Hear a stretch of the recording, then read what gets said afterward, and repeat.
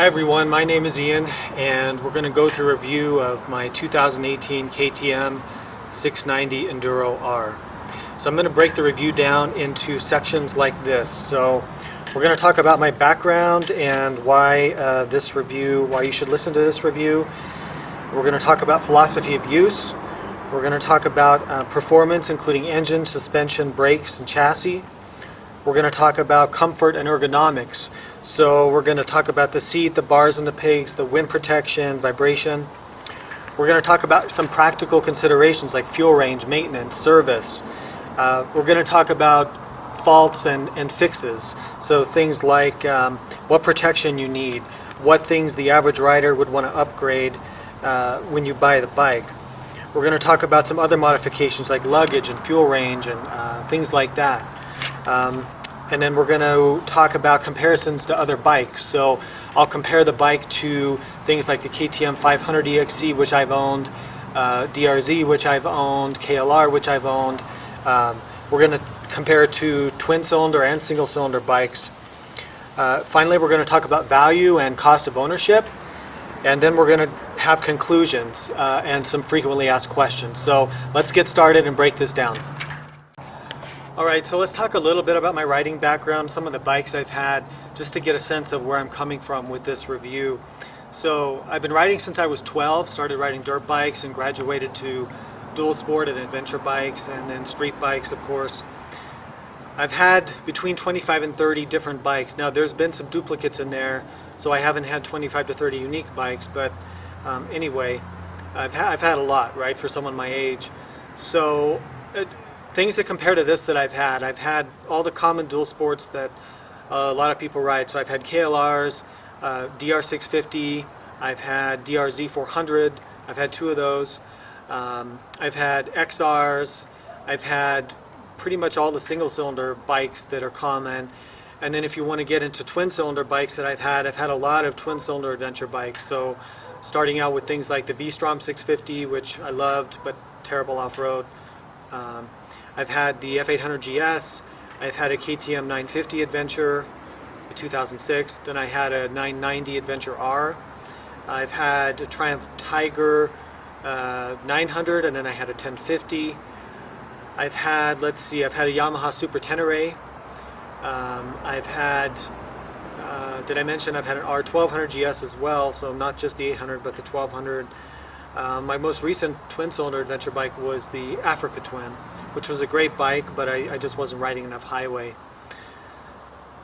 So I've done about 150,000 miles on motorcycles, ridden a lot around the western United States, done rides like the Continental Divide ride and a lot of other popular routes. So had a great riding career, really fortunate. Let's talk about, so why did I get the 690 and kind of philosophy of use. So I wanted a motorcycle that I could do everything with. So I just have one bike. That's my rule for myself right now because I've just got too many other toys and too many other things to do, and I'm married now. So I wanted one bike that could do everything. I don't ride with a passenger. I wanted something really fun with a great power to weight ratio that was good off-road but also could go tear up the canyons and things like that on the pavement. And the 690 is what I landed on. And I'll talk more about comparisons later. So for me, the philosophy of use of the 690 is 50-50 bike, like a true 50-50 machine where it's good off-road where you can do anything including single track riding or ride all day on forest roads if you want, but you can also go down the highway decent enough at least to get you by. But also it was important for me that it's fun on twisty paved roads because I do enjoy that. This bike does all of that and does it very, very well. So let's talk briefly about performance. So the engine is, of course, a single-cylinder, four-stroke, dual overhead cam, all that kind of stuff. It's about 68 horsepower rated from KTM at the crank. So at the wheel, I'm guessing in the high 50s or something like that. To put it in perspective, it's close to double what you get out of a KLR or a DR650 or a DRZ or a lot of those single-cylinder bikes. It's also over 100 pounds less than something like a KLR. So it's a pretty tremendous difference, right? This bike feels like a rocket ship compared to something like that. So the performance, no complaints. Suspension and chassis. The suspension is really good. It's a KTM WP suspension, fully adjustable front and back.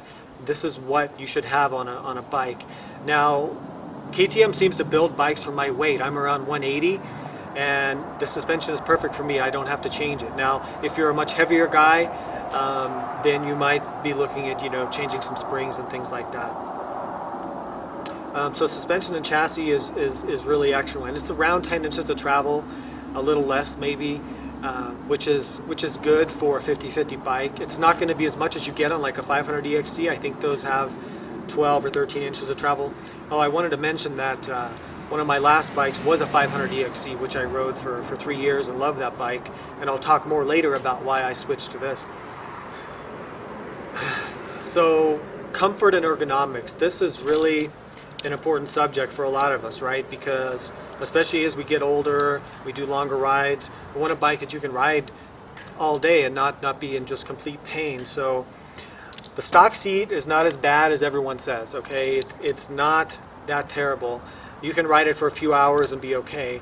If you're going to be riding all day, yeah, I think then you need to invest in an aftermarket seat, and I will be changing very soon here to something like the Seat Concepts to give that a try. Foot pegs, handlebars, wind protection, things like that. So I did put on the rally foot pegs, which I'll shoot a picture or video of that. The KTM handlebars are their usual good quality. I've raised them up quite a bit, and I'll do a little video snip on that. I'm also using the KTM windscreen, and I'll insert a video of that here. I want to talk for a second about vibration. This comes up a lot with the 690. You know, people say, oh my God, the LC4 engine vibrates like crazy. Well, I think they kind of got a bad reputation. If you remember the old 640 adventures, I don't even think those had a counterbalancer, or there was something like that, and those things were just crazy vibration. You couldn't really ride those. This is nothing like that. The vibration is there. It's more of a buzz, a high frequency buzzing, than it is like a deep thumping vibration like on a KLR or something, if you've ridden those. Is it as smooth as a KLR at 70 miles an hour? No, it's not. But the benefit is you've got twice the horsepower. And I'll talk about some ways that I've reduced the vibration and the buzzing. So let's talk about some practical points of view. So the fuel range of the bike. So what's the fuel range? Well, I have the stock mapping, and I'll show you how to change the mapping under the seat. They give you a selector for that. But I use the stock KTM map. I don't have it richened up or anything. So I usually get around 55 to 60 miles a gallon. But let's say, be conservative and say you get 50. This has a 3.2 gallon tank. Now the tank is in the subframe. It's back here, so you fuel up back here. That'll get you around 150, maybe 100, in my case, maybe 170. That's pretty good for a stock dual sport bike. I'll probably add another gallon of gas somehow, either with a Rotopax or an underseat tank that they make, just to give me that kind of magic 200 number that I'm looking for. Maintenance and service, let's discuss that. So there's this myth that KTMs are extremely expensive to maintain, or they need a lot of maintenance. Well, maybe that was true in the 90s or the early 2000s, but it's a whole new world now. That's really not true anymore. I found that KTMs are some of the best built, most rugged and reliable, and also easy to work on machines that are out there. The maintenance intervals on this are pretty typical for a dual sport bike. I think they call for a 6,000 mile valve adjustment. I could be wrong on that, I'd have to look. What else? Oil changes, they call for a long interval like 5,000 miles, but I won't go that. It holds like 1.8 liters, I think, and with that much oil, I'm not going to go for a real long oil change interval. And I use synthetic, but that's up to you. All right, let's go into some of the faults and potential fixes for this bike. So things that may not be perfect from the factory that they could have done better, and then also ways that you can improve those things, and that probably most riders will. Starting with bike protection. So everyone knows bike protection is important. I'll shoot a little video, but you've got a plastic skid plate stock, which actually isn't too bad, and it might be okay. I'm okay with plastic skid plates. Some people have to have the metal. Plastic handguards, you know, that's not going to really work, so we're going to have to change those out real quick here to a strong metal one. Other than that, the bike seems pretty crash worthy. The radiator is a single radiator under here, and so I guess potentially it's vulnerable, but I haven't seen any 690s with crash bars or things, and I'm not a big crash bar fan. They add weight. I know you kind of need them when you show up at Starbucks, you know, to have your crash bars with your lights and everything like that, but I don't really care for those very much, and I don't think this bike needs them, but maybe some radiator bracing or something like that. Let's talk about ergonomics and comfort a little bit in terms of things that we can improve. So like I mentioned earlier, I will be going to a seat concept seat. I am using the KTM windshield, which I'll have a video of. I'm using gel grips, which I don't know if you can see them, but I only use Pro Grip gel grips on my bikes. They reduce vibration, they're a little bit fatter, so those are great. I'm also running rubber mounted bars, which I'll take a video of. Okay, just showing the rubber mounted bars. So this is a Billet Racing Products mount for the Scott steering stabilizer. It's kind of hard to see in the video, but I've got the blue dampers in it. It comes with red and blue, and the blue are softer. I find this takes a lot of the vibration out of the bars. Here's a shot of the dash. So I highly recommend getting that mount, even if you're not going to run the Scotts, which I also highly recommend. But even if you're not going to do that, get this rubber mount. It takes a lot of the buzzing out of the handlebars. Also, here's the grips that I run. They're Pro Grip 714 gel grips. They make a big difference to the level of vibration that you feel. There's those double take adventure mirrors. I run a GPS, Garmin Montana GPS. I wanted to also show the windshield real quick. So see, it's supposed to be mounted down here more. This is supposed to be more flush with this, but to make it more effective, I just simply moved it up about an inch or two and mounted it. So I drilled new mounting holes here. And then I use those here, so the upper mounting holes are not used in my application. So once you get all that sorted out, if you reduce your vibration, if you deal with the wind protection, get a comfortable seat, you can ride this bike. You could take some trips with that. I mean, I would be avoiding freeways if you could, but you can ride, you know, you can ride pretty far on this bike and be in pretty good comfort if you do those changes. From the factory, no, it's not going to be that great. So just get ready to modify it. Some things that have come up. So you've probably read, if you're researching this bike, that, oh my God, you know, the stock exhaust is a piece of crap. It's heavy and hot and all these things.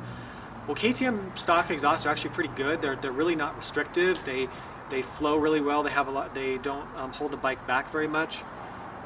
The one reason I probably will change the stock exhaust, well, there's two really. One is because of the heat that it puts out. It has a catalytic converter inside it, and so it makes you can see my saddlebag here on this side, it makes the contents of my bag really hot, so I'm probably going to have to deal with that.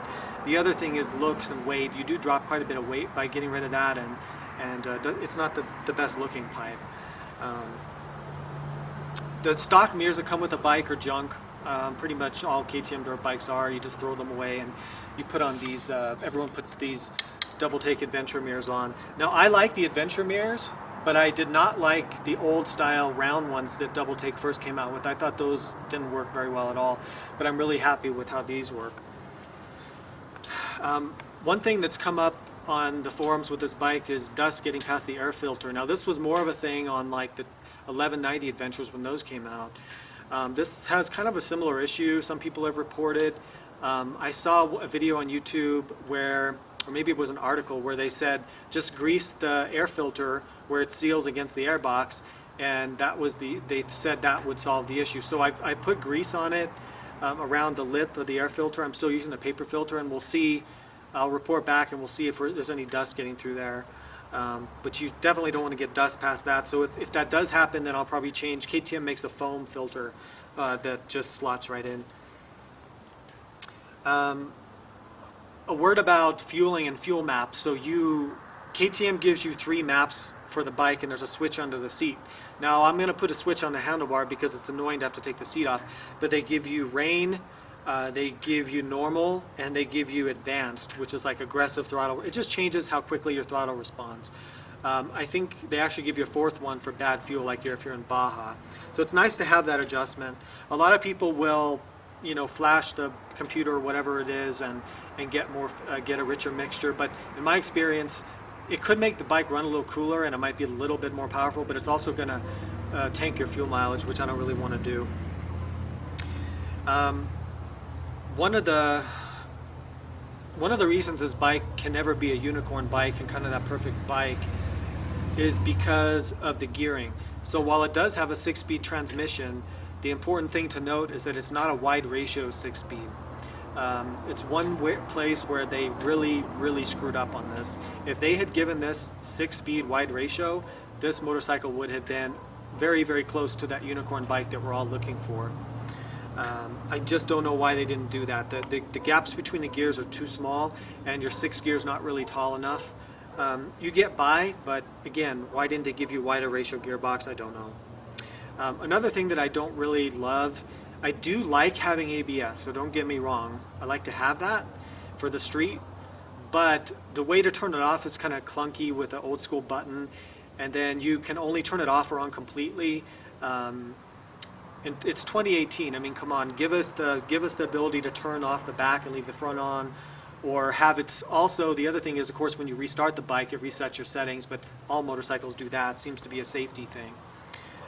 So you could do a little better with that KTM, and I think if they redo this bike, that's one thing they'll probably do. Give it some sort of ABS modes. Now I know there's a plug-in for under the seat you can buy that changes that, but I'm just talking stock. So let's talk about some modifications and things that I've done and plan to do. So I've got the Wolfman Enduro, I think they're called E12 saddlebags. You can see I've got the strap going under the seat, which is great because I don't want a strap going over my seat sitting on a stupid strap. I hate that. So I ran them under here and that works great. These mount perfectly to the bike without a rack. Highly recommend these bags. And then I have a rig gear trails and tank bag, which I took off my Africa Twin. So, and it happens to fit really perfectly on here. For day riding, this is perfect for me. I can fit, you know, all my tools and supplies, camera, water, lunch, things like that. And then if you're going to do camping or something, then you're going to obviously have to getting into racks and things. But I don't really plan to do that with this motorcycle. So let's now talk about some comparisons to other motorcycles, or why you would choose this over another bike. So one of the ones I think a lot of people are trying to decide between, should I get this or should I get a KTM 500 EXC or a 350 EXC? Now those are amazing bikes, one of my favorite bikes of all time, and I rode a 500 EXC, a 2014 model, for about 3 years before I sold it, and I love that bike. Here's kind of the deciding factor for you between the two. This is more of an all-round dual sport bike, where the 500 EXC bikes are dedicated off-road platforms. They do not have a cush drive rear hub, so you're wearing out your sprockets and your gears and stuff on the street. The maintenance intervals are extremely short. They vibrate a lot in my experience. Now others may disagree. They don't have any level of comfort or any sort of compromises to give you a little bit of comfort on the highway. They just have none of that. They're also not the most stable thing. So if you're riding like 80%, 90% off-road on trails and you're really aggressive, get the 500 or get the 350. But if you plan to actually ride down the highway for more than like 30 miles at a time, get the 690. It's only 50 pounds heavier. Yeah, it does have less travel and it does have a few compromises, but it's a better all-around machine from my experience. And I put quite a few hours on my 500. Great bike, but this is more of a well-rounded machine. Trying to think of other obvious differences. This is a little bit lower. The 500 is even higher seat height. And the other thing about the 500, it's harder to modify that for adventure. You can, but putting luggage and things on it is a little more complicated. But this just sets up easier as an adventure bike. So briefly comparing it to twin cylinder bikes. So if we wanted to compare it to like KTM's 1190, or let's say an Africa Twin or an 800 GS or whatever, you just start, that's a different class of motorcycle, right? So a big twin cylinder bike, you're usually looking around 500 pounds plus. That's 200 pounds more than this. So it's not apples to apples. But if you're riding on the highway 70–80% of the time and you're doing a lot of freeway riding, or you're riding with a passenger, you're going to be getting one of those twin cylinder bikes. This is not designed for a passenger, and it's not designed for going down the freeway all day. Now you can go down the freeway all day, but are you going to be comfortable? No. Off-road, there's no comparison, because this is a dirt bike, you know, that can go on the street. Even those best twin cylinder bikes, they still feel like a pig when you're in any sort of terrain that's beyond just a smooth fire road. Comparing it to other single cylinder bikes, so how would you compare this to like a DRZ or a KLR? Well, let's start with the DRZ, right? A lot of us have had the DRZ 400, great bike. That bike's biggest downfalls was 5-speed, narrow ratio transmission. It was revved out on the highway. It's heavy or heavier than this. The suspension is okay. You've got a carburetor, you've got only half the power. So, I mean, yes, this bike is more expensive. Is it worth the additional price of the DRZ? Yes, every single day, and I think it's actually a better value, and I'll get to that. So the DRZ, you can work with that. It's a great machine. I loved mine, but if you can afford it to upgrade to this, you will not regret it in any way. And I think these have less issues, less problems that you have to fix, and they're better off the showroom floor than a DRZ is for sure. Comparing to like a big bore single, like a KLR or a DR, the KLR is kind of its own thing. It's more of an adventure dual sport bike, bigger, heavier, bigger tank. I'm not going to go into the KLR. I love them. I've had 6 of them. They're great, but they're just not the performance of this. What about comparing it though to like a DR 650? Well, that's a little more interesting because the DR is a lot lighter than a KLR. It's more kind of designed like this, but a DR is 90s technology. I mean, you're talking about carburetor, you're talking about very basic suspension. You just don't have the capability there that you have on this. Is it a good bike for the money? Yeah. I wouldn't buy a new one. I'd pick one up for 2 or 3 grand used, because when you compare that at 6 or 7 grand to this at 9 or 10 grand, you should be buying this. Value and cost of ownership. So this is a tough one for people to get their heads around, but I think value on something like this is extremely good, and here's why. This bike, I bought it towards the end of the year when they were clearing them out, and I paid around 9 grand for this bike brand new, plus tax. So I was out the door for under 10. Now, because these bikes have such good resale value, I could turn around and sell this. I could ride it for a year, keep good care of it, and sell it for probably $8,000. Well, that's only $1,000 depreciation in a year. I mean, what other bike has that? So if you factor depreciation in your cost of ownership, that makes it very, very affordable to own this bike. It doesn't depreciate as much. You're not going to spend a lot of money on maintenance or things like that, no more than you would on a Japanese bike. And here's the thing about this. This bike weighs 300 pounds. It has 70 horsepower. It has great suspension and chassis. It has everything you could want. It's fuel injected. It has modern everything. This bike is an absolute riot to ride around. And whether you're street or dirt, you're having fun. I mean, I went on a 100-mile street ride this morning, and it was awesome. I was tearing up the twisties. You can easily get to triple digits between some of the longer sections between corners. It just rips. You will never have a dull moment on this bike, and to me, that's worth it. I mean, it makes the price worth it. No doubt about it. I would buy it again in a heartbeat. Okay, the sun is setting here, so I'm going to try to wrap this video up with some questions that I think people have about the 690, or at least questions that I know I had when I was looking to buy this. Would I take a tour on this bike? Strap luggage and go off for a week? I would, but it would have to be mostly off-road. Something like one of the backcountry discovery routes, BDRs, it would be perfect for that. Absolutely, I would do that. But in terms of a street-focused tour, no, I would not. Why did I choose this over a Husky 701, right? One was the looks. I didn't really like how the 701 looked. I like the black and white of the KTM. Also, there's a lot more parts available for this because it's been around for a while, since 2014 for this redesign. But I would have had to pay like $2,000 or $3,000 more to get that, and I didn't want to pay that much more money just to get that.